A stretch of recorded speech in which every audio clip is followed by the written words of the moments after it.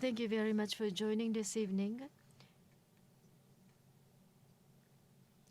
This is the webinar, What is the Duty of Board Directors to be Tested in the Japan 2024 AGM. I am Matsuki, a Proxy Watcher. And let me introduce to you who we are. We give support for the company and stakeholder dialogue on responsible investment in ESG. Also, the professional one-stop transfer support for foreigners in Japan. We have Sell Smooth Japan. Now, some housekeeping announcement. We have simultaneous interpretation between Japanese and English. Please use the globe icon to choose the language you'd like to listen to. If you have any issues during the meeting, please send me a chat. There will be a Q&A session in the latter part of the event. We would like to try to pick up your questions as much as the time allows. Please specify to whom you're asking the question and send it to the Q&A box. During the panel discussion in the first half or during the presentation, you can send us the questions. Just make sure that it goes to the Q&A box. After the seminar, we have some questionnaire survey. It is going to be a very brief survey concerning the event. Please comply. Now, let me introduce to you the participants from ClientEarth. We have Mr. Asahi Yamashita and Mr. Haonan from Federated. Hermes is still not with us. Later on, he should join us. Please wait. From Market Force, we have Dr. Sachiko Suzuki, an Eminent Group CEO. We have Ms. Emi Onozuka. As you can find on the screen today, we are going to discuss the government's expected of AGM and the more active from investors' engagement to the companies is going to be the topic. First, I'm going to have Mr. Asahi speak. And this is the slide. I hope you can see. Please begin the presentation. Thank you, Ko-san. I'm Tony Low. My name is Asahi Yamashita from ClientEarth. I want to talk about directors' duties regarding climate change. So that will be my topic. Please go to the next slide. In 2019, the World Economic Forum announced the climate governance principles. This is regarded as model rules for different countries, constituting 8 different principles. How board of directors should lead the actions to take countermeasures against climate change. In different countries, how board of directors are deemed responsible.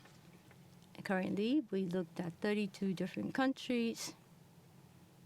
To understand, there are some kind of laws and regulations requiring the board of directors to be responsible for climate change actions. And in Japan, in 2021,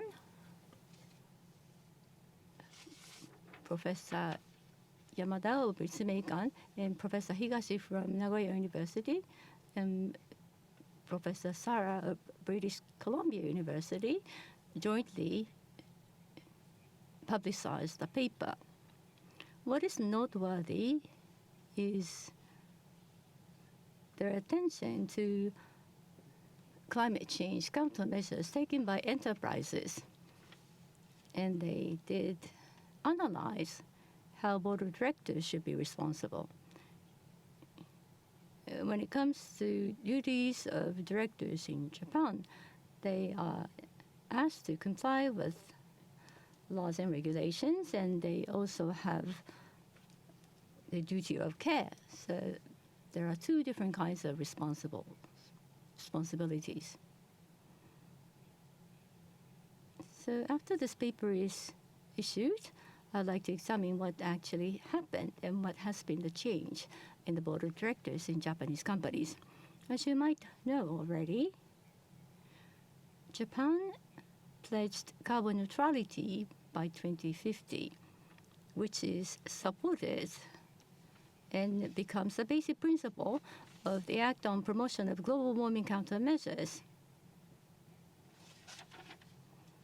And the national government and local government, therefore, are now obliged to formulate action plans to tackle with climate change. But the management of the businesses are not obligated to formulate action plans, but they are asked to make efforts to comply with the policies and countermeasures set by governments. So when it comes to obligation to follow this global warming countermeasures law, it is the hard law, on this hard law level. Unfortunately,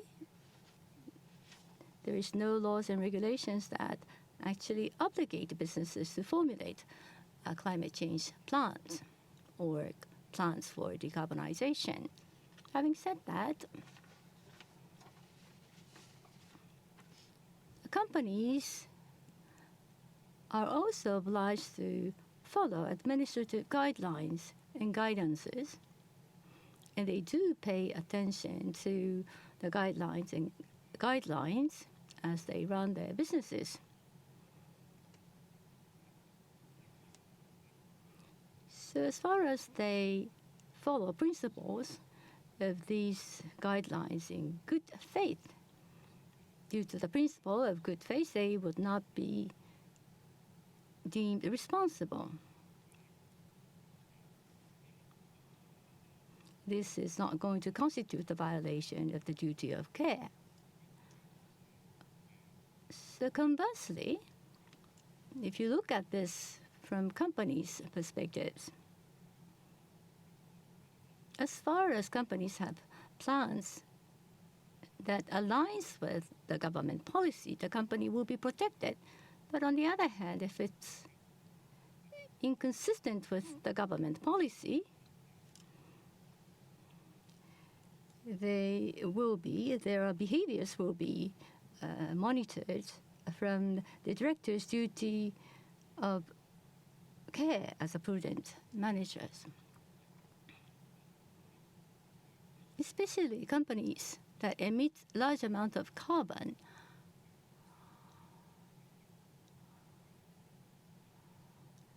If it's a large company and it fails to contribute to carbon neutrality, the impact will be enormous.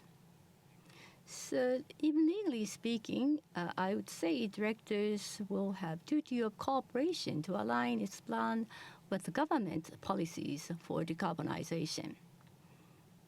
As of today, large enterprises, especially large emitters, many of them actually have policy to achieve carbon neutrality by 2050. As I said earlier, they have duty of care according to the laws and regulations. Once this policy is publicized, this is treated as important part of companies' internal rules. So when a company makes decisions, it is possible to change the internal rules. However, the changes the company make will have to follow the duty of care. Once the company set up a policy to achieve carbon neutrality by 2050, when they make individual investment, the capital investment especially, if that investment lead to a long time to recover. If the investment is in fossil fuel asset, it will take more than 30 years to recover after 2024. especially derivatives.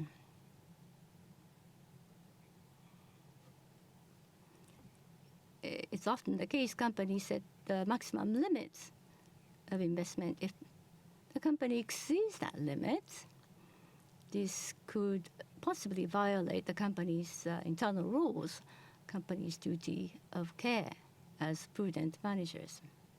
Next slide. Recently,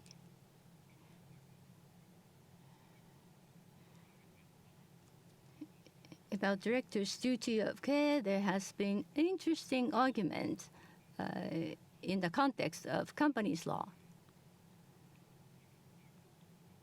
And this was triggered by the Fukushima Daiichi nuclear accident caused by TEPCO, and there has been shareholders' lawsuit against TEPCO. And last July, 2 years ago in July, the Tokyo District Court gave a ruling.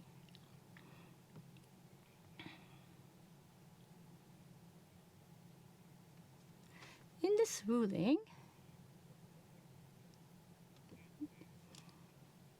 the directors may not have a wide range of discretion if a company activities are involved with serious negative externalities. So the decisions on the wide discretion that is given to the board of directors is now questioned. If the company makes an investment, the company will have to be responsible for the outcome. Conventionally, the fines are only given to the company's activities that are not objectively reasonable.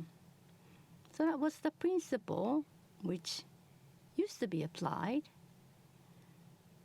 in order to encourage businesses to take higher risks, where risk should not be taken, especially in the bank loans. This is the area where a wide range of discretion is not given to the board. So the board direct discretion will be limited. As I said, in this ruling of Tokyo District Court against TEPCO, basically says that in business activities that involve serious negative externalities, the directors will be prohibited from using wide discretion due to their social and public interest obligations. So this was a case involving nuclear accident. However, when it comes to climate change, some of the company's activities may cause wide and serious negative externalities. So there is a question as to whether this commonly described wide discretion that is given to the board of directors may not be given to the directors. It's pretty obvious that they also have a duty or social and public interest obligations. So this ruling from Tokyo District is really the basic statement, and this basic principle can also be applied to the actions that are related to climate change. And that is my observations. Although there aren't any cases involving companies' acts and actions on climate change impact. So what are some of the duty of care the board of directors will have to pay attention to in relation to climate change? And that has been the topic of my presentation. Thank you very much. The plan was to go to Haonan-san, but is not here with us. Therefore, I'd like to give the microphone to Dr. Sachiko Suzuki.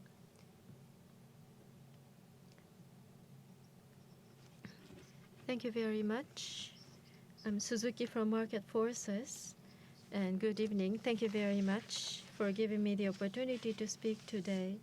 Today, I would like to talk about the future upcoming report, investors failing on climate governance, that they're not making contribution. And that's the outcome of the analysis we have conducted. And what should Japanese investors be doing is another topic that I'd like to touch upon. This year, 2024, it's been a little less than 10 years since Paris Agreement was reached, and by 2030 we have a little more than 5 years. Along with 1.5 degrees objectives, many companies have failed to move towards it. And who is responsible for the delay? It's the board of the directors of the board. Now investors should require the directors to take responsibility in making plans to achieve 1.5 degrees, and if such plan is not made, the investors should oppose selection of the directors of the board during the meetings. This is the report before publication, therefore I cannot tell you all about this, but Market Forces it covers director votes at the 45 companies with the biggest fossil fuel expansion plants in the climate action, and what are the relationship between the support and rejection of the vote. Climate Action 100 Plus framework was used for assessment of exposure, and the parameter we use is decarbonization plan, the allocation of the capitals, and the presence of experts. The conclusion is that rejection or acceptance of the director's vote and the quality of improvement plan, there was no correlations in between.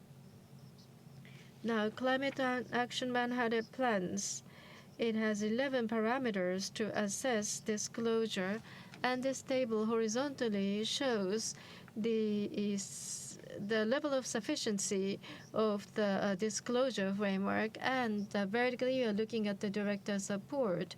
On the average, the disclosure was 40%, less than 40% in compliance. However, more than 90% of the cases, the directors are accepted as planned, and in 2023, the plan was similar. The graph shows the chronological changes during the past 6 years. And the support for the director's selection was mostly flat.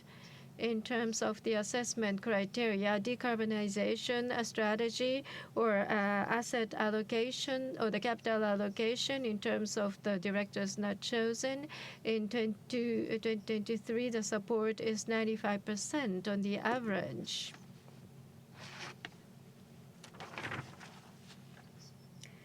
Now, directors' capabilities is another parameter that we have looked at. Even if they're incompetent in 2023, 95% of the cases, the directors are supported and selected.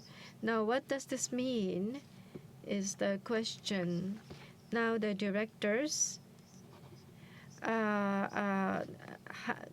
whether they are capable or not of assessing climate change impact, and whether there's disclosure of information or not, the wrong message that whatever they are, the directors would be selected for the board, that is a wrong message that's been sent out. 2023, because of the insufficiency of climate change plans, in 3 cases, the directors were opposed. Vertically, you're looking at the global investor list, the largest investors, and horizontally, you're looking at 3 cases, Woodside and ExxonMobil. But in one word, the supporting vote was overwhelmingly large, and there were some oppositions, but investors who opposed in all 3 of them, there's none.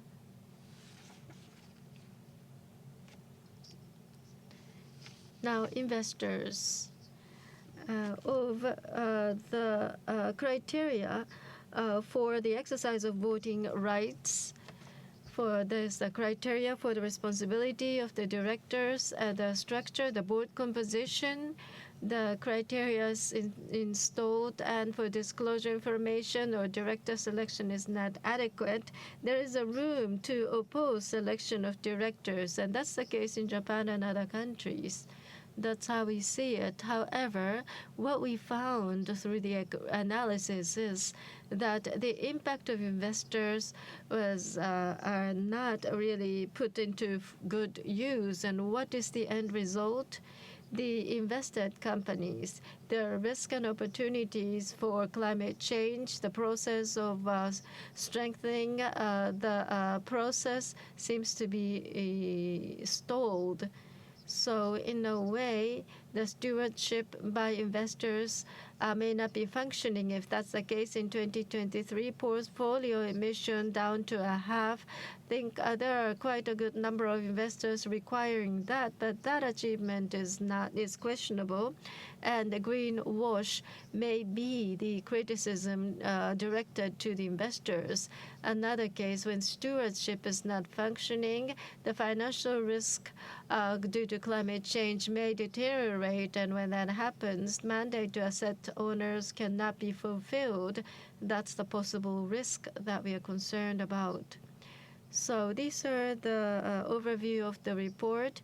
Now at Market Forces, such research result and also the dialogue with the companies is what we do on a regular basis. The other day, the board directors' expertise on climate change had been the topic of a dialogue with a electric power company. What they were saying was that electricity supply and decarbonization cannot be separated. Therefore, all directors of the company are experts of environmental issues. That's what they said. But can we accept this explanation?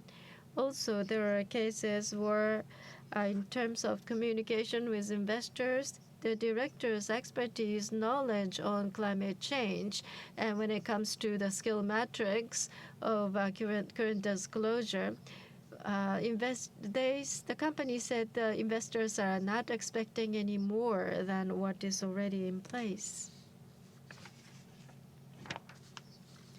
This is the situation, and based on this, we should say that it may be the case that among investors, the final responsibility of the climate change information disclosure is not accepted as an important matter during the board meetings. The climate-related information disclosure is to question the impact on business model, the future profitabilities, impact on cash flow, which is all related to the basis of management of a company. Therefore, they should consider this an important matter in the board directors meeting. I'm repeating what I said earlier, but the responsibility of delay and transition is in the board of directors meeting. Therefore, coming up with a transition plan for 1.5 degrees and supervise, that's the responsibility of directors, especially the board. Therefore, there need to be a dialogue about the level of expertise among directors, and if you are to oppose selection of directors, clarify the reasons why. Those are the messages we have to the investors, and that's all from me. Thank you very much, and I'm giving the microphone back to you. Thank you very much. Now I'd like to invite Onozuka from Eminent Groups. So, based on what the investors had to say, what Japanese companies should do? What can they do to deal with this? So, Onozuka-san, please take the floor. Thank you.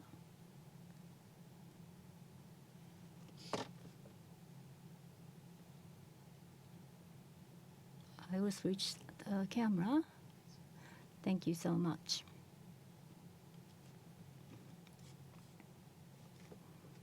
We're still waiting for Mr. Haonan Wu. In Australia, because of the climate change, there has been 65% of the directors support. Even directors are not supporting climate change. So the question is how investors should be engaged with companies. You can also start with self-introduction. Thank you very much.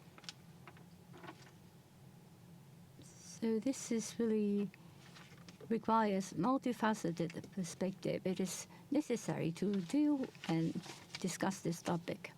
I'd like to introduce myself. For about 25 years, I worked at financial institution. I am currently running my own company and also serving as external director in companies that are heavily affected by climate change, such as EV company and also financial institution, asset manager. And so the board of directors and current managers of different companies, investees, how they are working on sustainability issues is something that I am looking at as the advisor. So I'd like to introduce the latest information, and I would also like to learn from other speakers as well.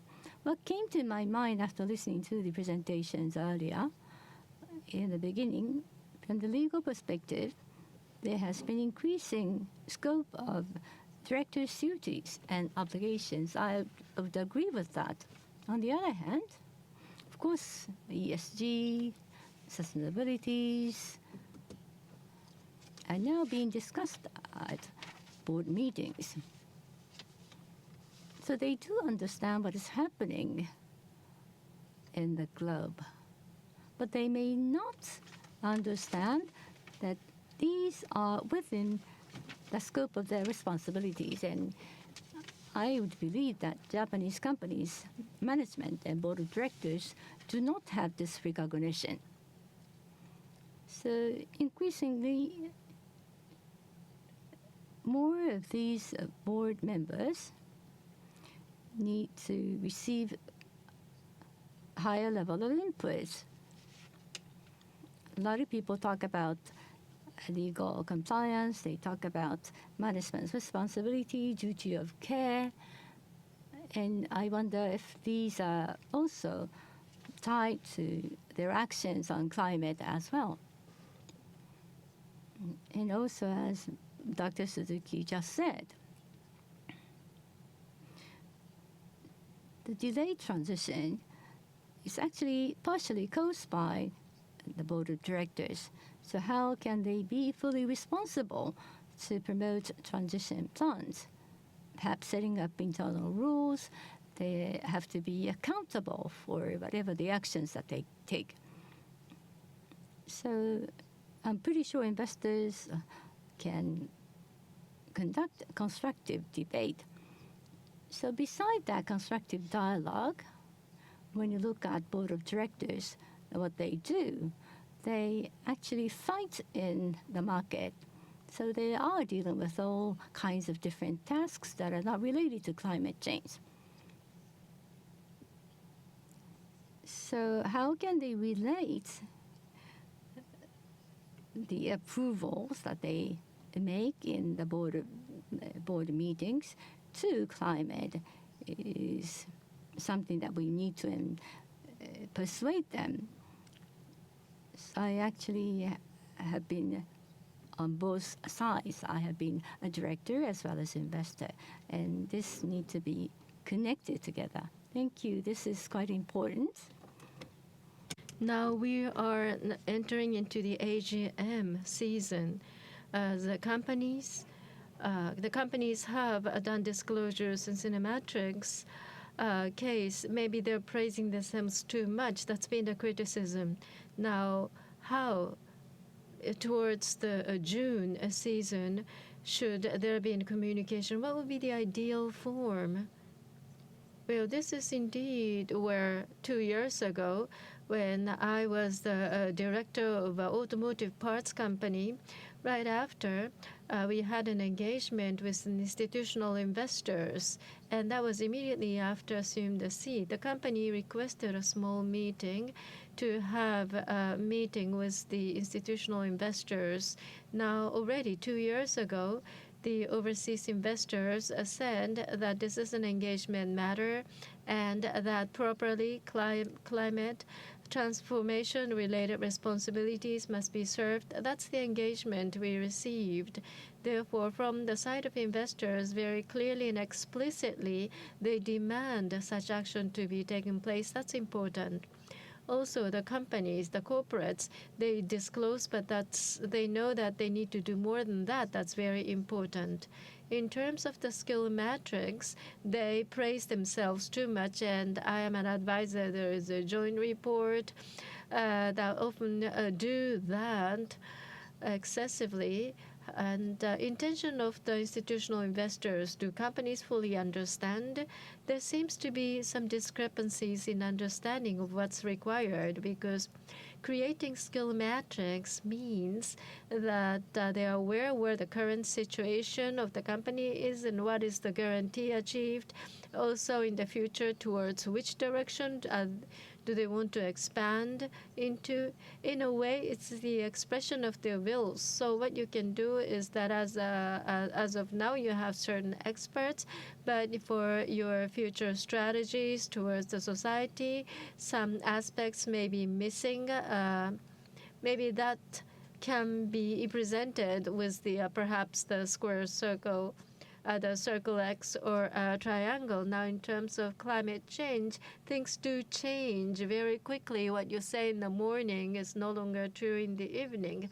That's how quickly things are moving. So the company should not be excessively confident of themselves, but rather they should take in voices from outside. There are different peoples, could be lawyers, could be activists, or the capital market experts, but the companies should listen to the voices of the experts outside, and they should do it intentionally, so that within the board members, maybe not everybody's experts, but they don't have to feel that shame as long as they can resort to external experts.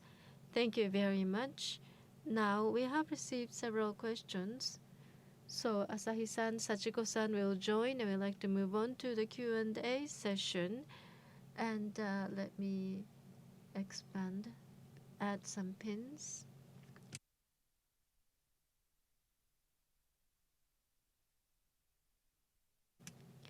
This is the latest.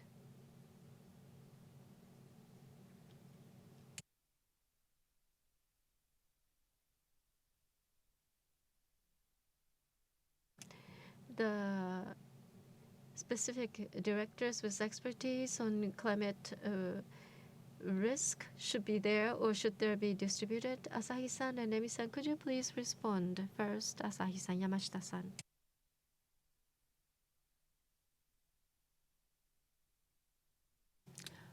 Well, I believe all the board members should be responsible.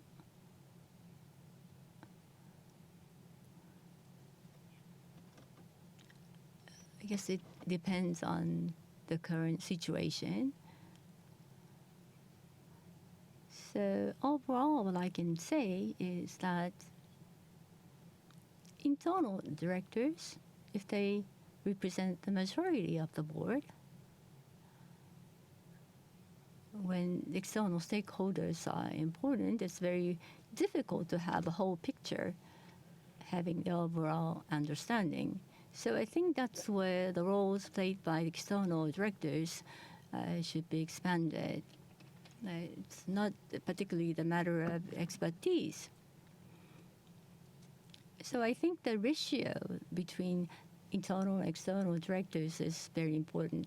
We tend to have higher ratio of internal directors, maybe CEO or other C person are the key, but I think the ratio between external and internal directors is important. Yes, I completely agree with him. I used to work for activist fund recently, so from that perspective, independent external directors should represent 60 or 70%. I think it's the sign of health of the company. When you select directors, you would like to look at the appreciation level of the directors. It doesn't have to be the knowledge or expertise, because it's very important for companies' activities, for companies to be able to survive. How the climate issue is important to companies. The person who has this appreciation should be there. It's not that you have to have the expertise in the board.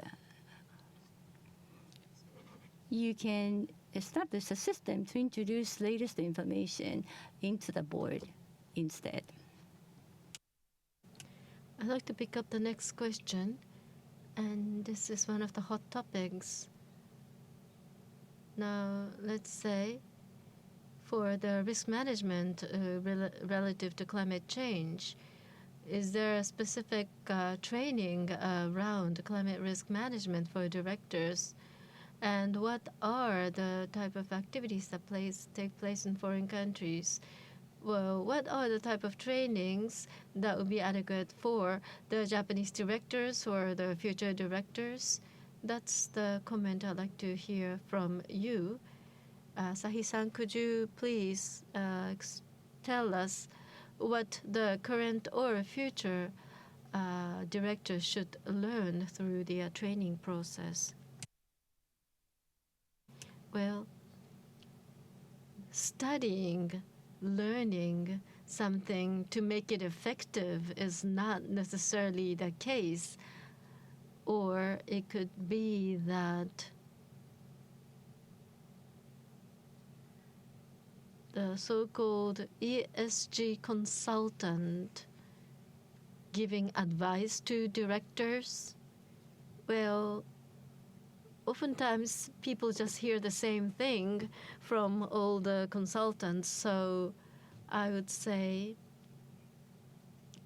I may not be answering the question directly,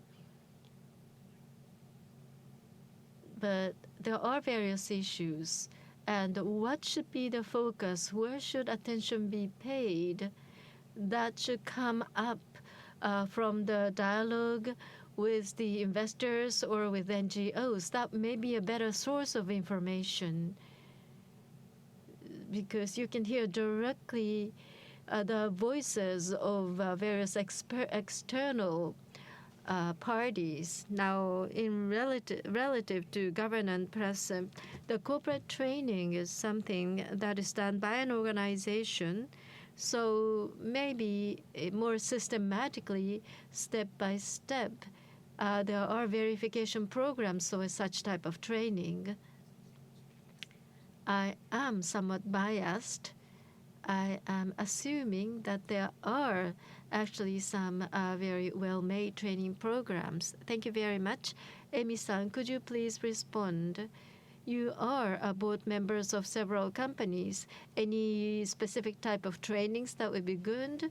Now, assuming that you receive a letter from a climate activist and you give a training, should be practical training or should you cover specific cases?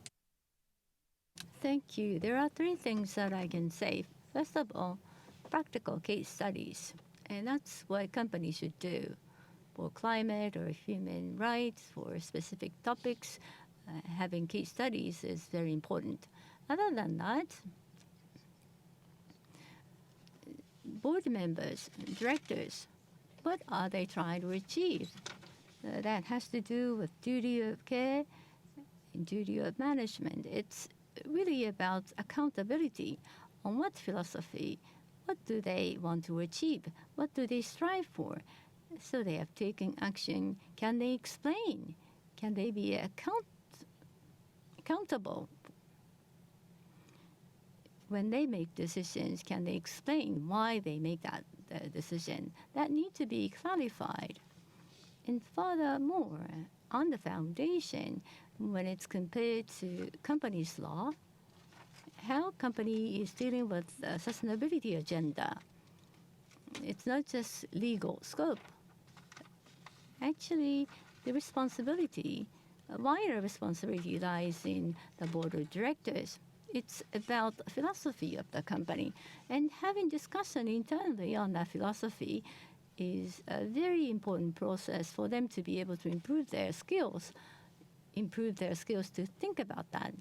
And lastly, the company needs to work with supply chain players to set forth fair prices, to make sure transactions are fair. So what are the policies that they use to influence correctly on the supply chain? And it's up to the board of directors. That should be discussed on both levels. It's not the procurement department. It's the board of directors that should be responsible. So, as I said, there are three things that the board of directors should be engaged in.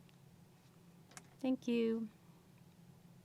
So, Dr. Suzuki, the question here. There has been dialogue done with many companies, including shareholders' proposals on climate change. What do you want the board of directors learn about through such engagement, if you have any specific ideas?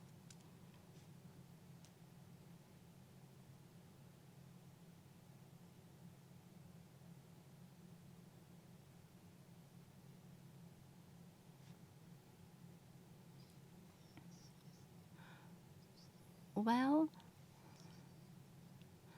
as we have dialogue with companies, I often get the impression that companies simply want to extend their past activities and possibly, hopefully, reduce carbon emission. They would support a 1.5 degrees target. As I said earlier, they just want to achieve zero by 2050. But they have to realize what they have to do is enormous up to 2030 as well. So they often have insufficient target setting for short-term and long-term. In order to achieve 1.5 degrees, what could be a path? And what they are doing, there is a big gap there. In order to fill that gap, their activities should not be the extension of past business activities. They have to have a complete change in thinking. If internal directors are the dominant part of the board, it's very difficult to break away from conventional business activities. I'm sorry that I may not be answering your question. There are a lot of homeworks on the part of board of directors to learn. It's not easy, but we are also making efforts, try to continue to have dialogues. It looks like Mr. Haonan's arrived, but I have another question to deal with. So the members of the board, if they are sued because of the climate change, possibly greenwashing, is it possible? Would this be possible in Japan? There are complaints filed against companies for greenwashing. So, Dr. Suzuki, Asahi, Mr. Asahi, would you like to deal with this question? Well, I'm assuming that in Japan, this is not really the judicial responsibility, but rather regulatory responsibility. It may be the case, well, greenwash may be an issue when it is related to the disclosure to consumers or to investors. The security, in terms of the security law context, it could be an issue. And in those cases, when regulatory authority need to take actions, subsequently, the representative, the collective lawsuit may occur when the regulators require the punitive payment. Investors may question the responsibility. So the lawsuit itself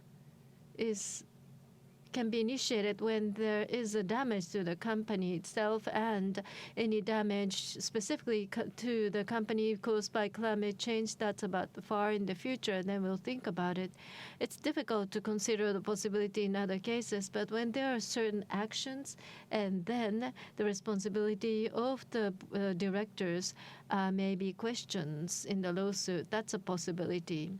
Dr. Suzuki, legally, the insufficient efforts, insufficient disclosure by the company, what are the legal issues that the directors could have and the shareholders should be careful about the points?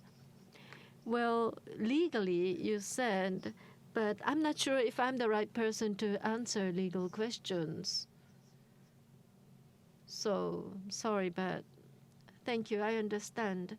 Now, I would like to give the microphone to Haonan-san. I'm switching the screen. Thank you for waiting.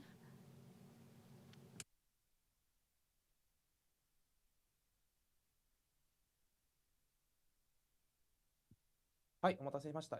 花さん、Haonan, we have been talking about what could happen next after we found out that the climate 100 plus, companies, directors are not really voted off when the companies are kind of not performing well from their standards. So we would appreciate if you can share investors' expectation on board governance on climate change for high emitters. Sure, great. And apologies for the delay as well. I just traveled back from Belgium, and yeah, the British rail system is difficult to navigate through that time as well. So I appreciate the time allocation. But yeah, thank you very much. At Federated Hermes, we have been engaging with the Japanese company since 2008, and our focus always has been on the governance of the Japanese company as well. And we have seen the positive development throughout the years, notably with the increase in the independent directors and also increase in the diversity of the board. At Federated Hermes, just to give an introduction for our company, is the global stewardship service provider and representing a broad range of long-term institutional investors. And as of 31st of December 2023, we represent around $1.4 trillion engaging with the companies as well on a number of issues. We have just recently published our engagement plan detailing our most emphasis on where we should engage with the companies. And number one is still the governance issues. And the number two is on the climate change. We believe that, since the improvement of governance, we still believe that the good governance is very important and is very are fundamental to managing the long-term risks and creating value for the shareholders. We advocate for the board to meticulously monitor company's culture, ensuring alignment with the purpose, strategy, and values. And the boardroom is not just for a discussion place, but the crucible where the future of the company is being decided. And we believe that the G in the ESG is the most fundamental pillar, and the environmental and the social aspects are built on top of the good governance as well.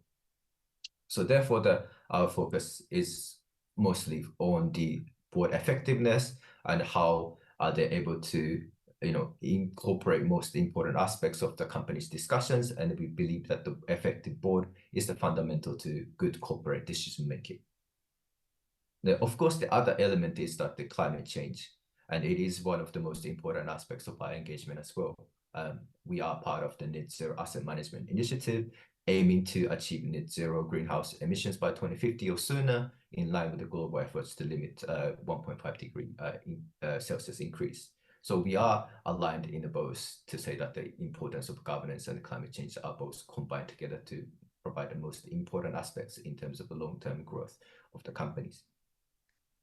Our emphasis on the climate change, however, remains on focused on the companies to have a strategy and greenhouse gas emission reduction target that is aligned with the Paris Agreement, and also seeking to limit the temperature increase to 1.5 Celsius going forward.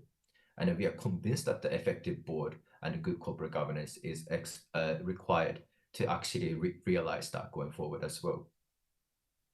And developing the executives' strategies, and how are they actually making sure that the strategy that the company has in place allows them to reach the goal that they have set and help the investors to achieve the goals of 1.5 alignment.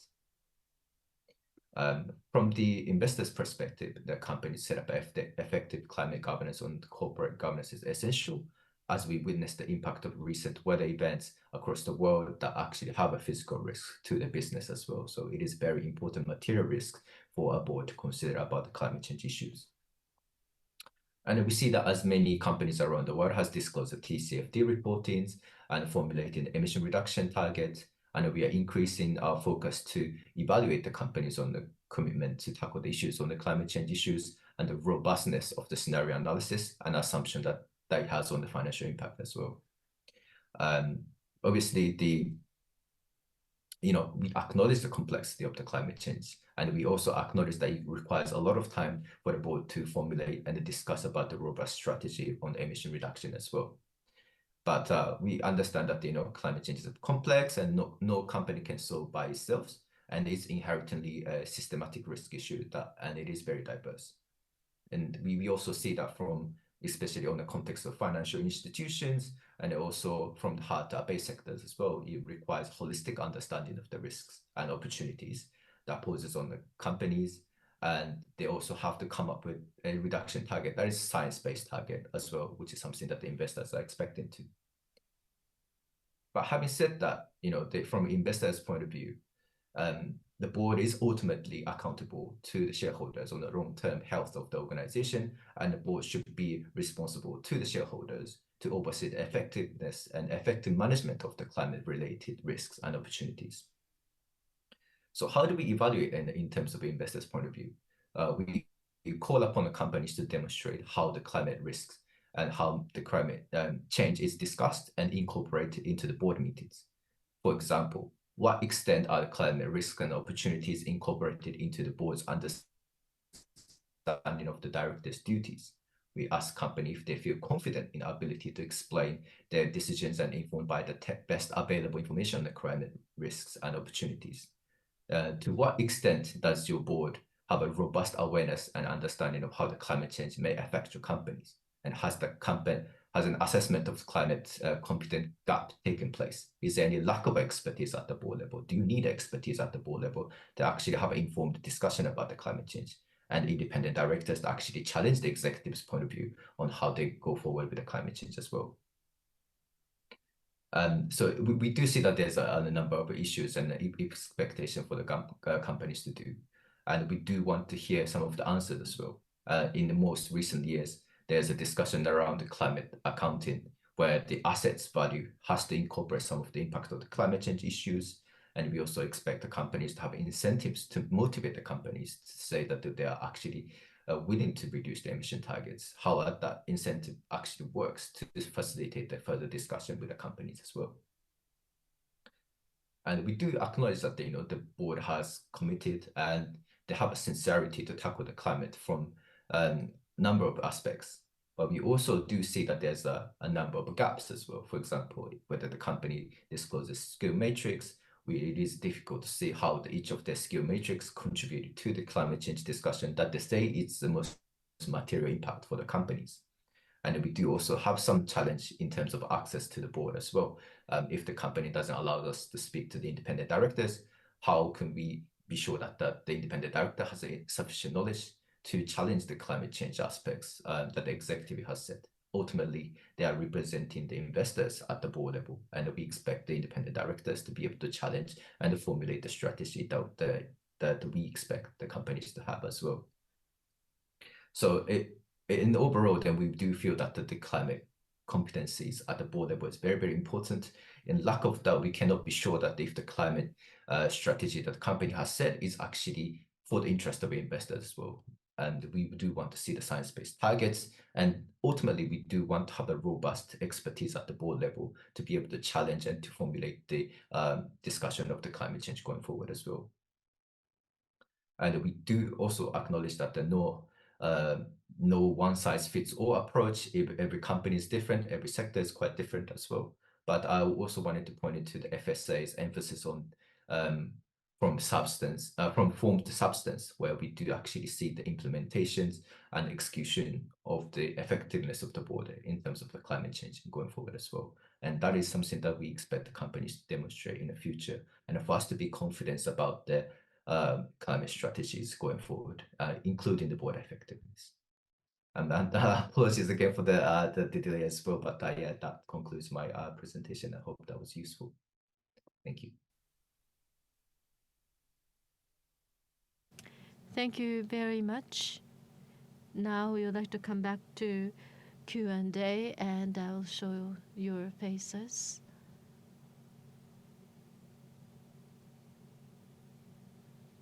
Thank you very much. I'm wondering which question I should pick up. But there is a question to Suzuki-san. Last year, there's one question about last year.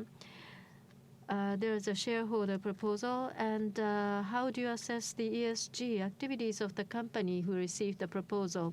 I know that you may not be able to speak all, but were there any recent discussions or any assessment or appreciation of their disclosure subsequently? Any comments you can make?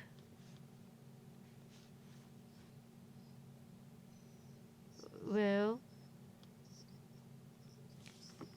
the shareholder proposal was made last year to 6 companies, and all those 6 companies, in terms of information disclosure, they have expanded. They are expanding, and I would like to appreciate their efforts to a certain degree, and also future expansion of the disclosure. In response to our request, they said that they will disclose information in the future. So publicly, it's been announced. So that's what I appreciate. But in terms of the speed of their response,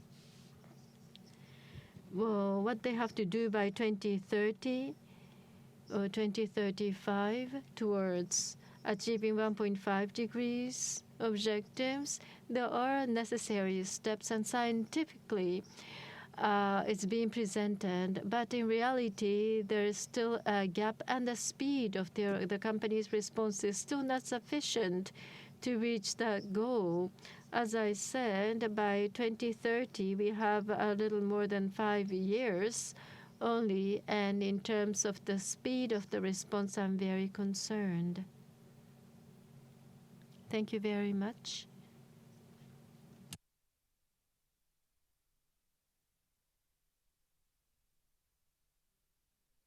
Well, last year in Japan, as you know, shareholder proposals being made, and most of them are relative to governance, but there are some proposals concerning climate change and similar situations, similar issues have been faced in terms of climate change. And in terms of your engagement as an institutional investors, what did you think? What do you think? It could be a general comment.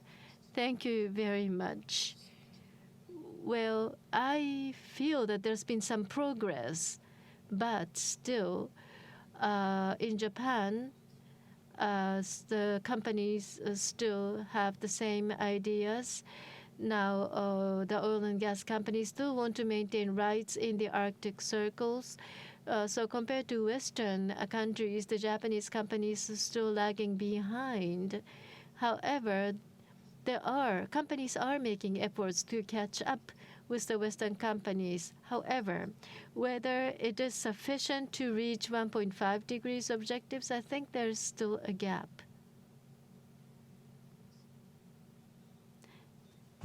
Well, thank you very much. There are various issues that's been pointed out. I'm going back to you, Onozuka-san.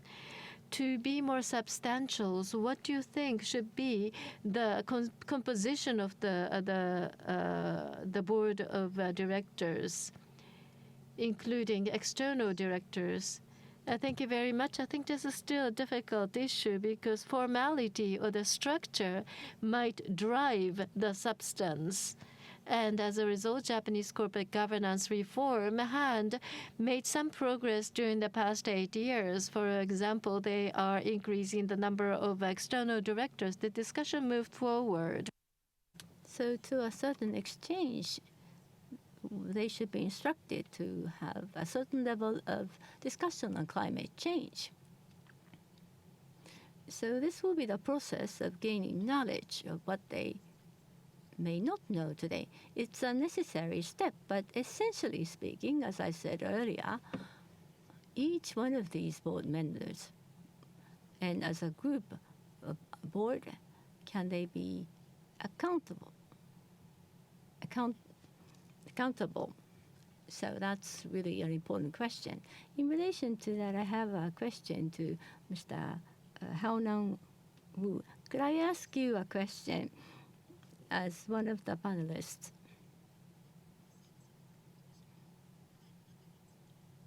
So having expertise in the board to tackle with management issues, so that will be ideal goal. But if you look at the current board, it's pretty rare that you have multiple board members having expertise in climate change. So we need a jump start. So possibly utilizing external directors, we could give a set of questions or toolkit. It's a jumpstart toolkit that we can give to external directors to bring about a change. Maybe working with external group for companies to be able to step up. Thank you for that question. It's not just in Japan, in Western world, as far as climate change is concerned, there aren't expert independent directors. There is only one Spanish financial institution that has external experts as directors. There are a lot of companies that are in transition.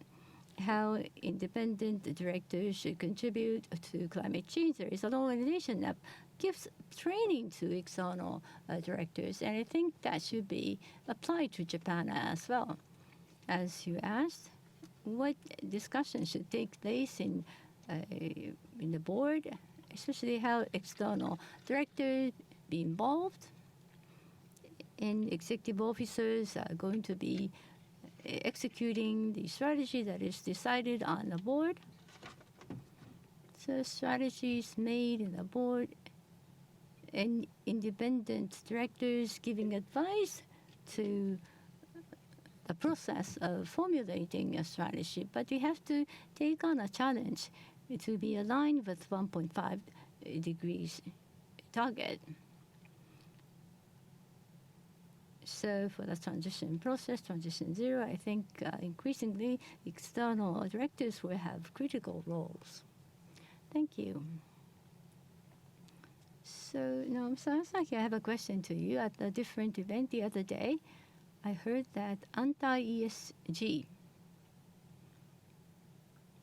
U.S. companies climate lawsuit in many cases. Lawsuits are actually made based on the disclosed information of the companies. So what can Japanese companies do to avoid such a lawsuit? What kind of disclosure they should continue on? What should they disclose? Sorry, I did not quite understand the question. So as far as disclosure is concerned, ISSB, Scope 1 and 2, as well as Scope 3, are regarded as international standards. So how should we incorporate those standards into Japanese companies and financial supervisory agency is now discussing? So there will be clear-cut standards for companies to use to disclose the information. So whatever is recognized as important in their governance process is going to be disclosed. This is for sustainability disclosure. So there is no demand for numerical information. But then eventually there will be financial accounting necessary. So eventually companies will have to disclose numerical information on sustainability as well. And they are asked to be precise and accurate when they disclose numbers. In the US, I am quite sure the numbers that companies disclose do not align with what they are saying that they are doing. The legal disclosure responsibility in Japan is not up to that level yet. They are simply discussing a system, but eventually they will reach that level where companies will have to disclose numbers as well. Thank you very much.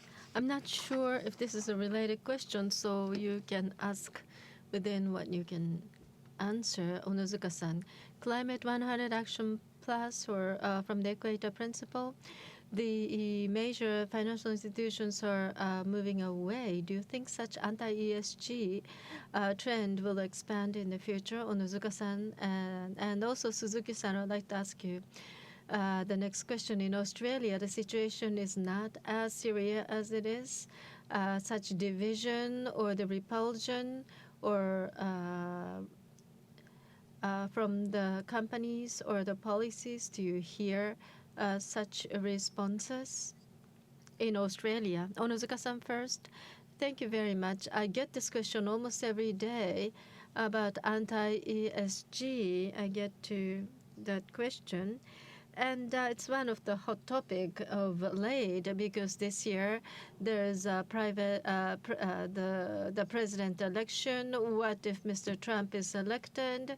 Well, people are considering that, and especially the global American-based financial institutions, as the responsibility of their directors. They have to do their very best in terms of securing profit and others. And major customers, important customers, oppose such moves. They believe that commercial, they are concerned that they may be a compromised profitability. So commercial impact is what they're concerned about. That's logical. Whether it's in good faith, we don't know. However, commercial outcome as a profit-seeking organization, companies will have to take actions. That should be their behavior, and that's the trend we see. Whether it's right or not, whether it's adequate or not, is the next question. And there's no right answer. Once you make a claim, you have to continue to do that. That's what some people say, but other people say you have to be realistic. There are things you cannot do. The employees, the companies cannot pursue their objectives. Well, simple dialogue is not going to fill the gap or discrepancies. In some cases, there is a part agreement, part disagreement. You have to work in parallel. But having that discussion itself would be very beneficial. That will continue, and that will also take place in Japan. The trigger may be different, but the discussion may remain in parallel between other company and investors and other parties. But as they continue to discuss, maybe in the future there may be a point where the people do not disagree, and for the sustainable future of the planet, we may be able to move. And that's the phenomena we see, especially such trend is strong this year. But giving up something or doing something else is not what we should do. We just have to keep doing what we have been doing. Thank you very much. Suzuki-san, about anti-ESG in Australia, what is the landscape? Is there such a trend of anti-ESG? Maybe there are differences in Australia from Japan in terms of reporting anti-ESG. I'm not sure if I can give you a proper answer, but for one thing, well, the Labour Party is the ruling party, and they're relatively active in dealing with climate issues. The regulators have brought a lawsuit against greenwash cases. So in terms of the trend of the time, that's a situation. Now, when it comes to anti-ESG, as far as I know, in the United States, the situations vary depending on the administration, because fiduciary duty versus sustainability is incorporating sustainability in corporate activities sufficing a fiduciary duty. That's been a discussion, and I thought that was perhaps unique to the United States. That's the point that is not really mentioned in Australia. That would be my response. Perhaps the American situation is too particular. I'm sorry, I may not have answered the question properly. Thank you. There are more questions, but I think we are running short of our time. So lastly, Japanese asset managers and board of directors. To these people, if you could give them a brief message. I believe there are a lot of Japanese financial institutions and investors watching this, so I'd like to first invite Haonan-san to give us a message. Effectiveness is an important topic for discussion these days. So have discussion when you have to create a strategy. They cannot afford to spend a lot of time. So what discussion they have, in what way they are formulating a strategy, that's what the investors are watching. So I'd like to now invite Onozuka-san, please. Thank you. Whoever that is that I am saying, I think whatever I say will be also for myself. In relation to financial institutional investors, I have been doing this engagement since 2006. And whatever we do, our efforts are quite meaningful. In Japan, we have seen progress. So everybody who is working on this, I hope they will continue on. And I was reading a research on Canadian case, engagement on diversity and gender and different topics. If engagement is continued, the companies that have high diversity is very positive in increasing stakeholders' values. So I saw a research that leads to higher stakeholders' value. So it's not just climate. You would like to emphasize the engagement on higher level of governance in companies. And companies that receive engagement as well,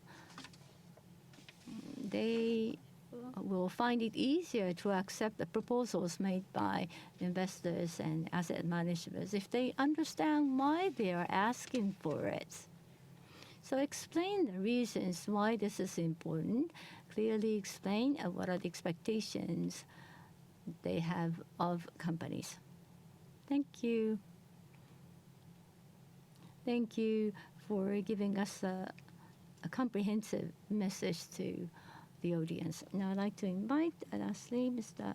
Asahi, your message to board members. As we discussed earlier, in Japan, shareholders' supremacy is not so strong as we discuss fiduciary duty. The social interests and business freedom are often emphasized. So the discussion takes place between these two perspectives. But this issue is not a national issue. It's not the issue of Japan or the United States. Should company be allowed to act freely to this extent? Because we only have this planet. Can companies destroy this one planet, only planet that we have?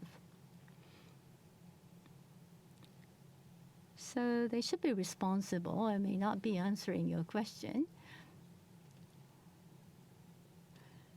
So if they serve a public interest, they should understand the negative impact that climate change can bring on society. And that is my message. Lastly, Suzuki-san, a message to the board directors or asset managers, or it could be to either one of those groups of people. Well,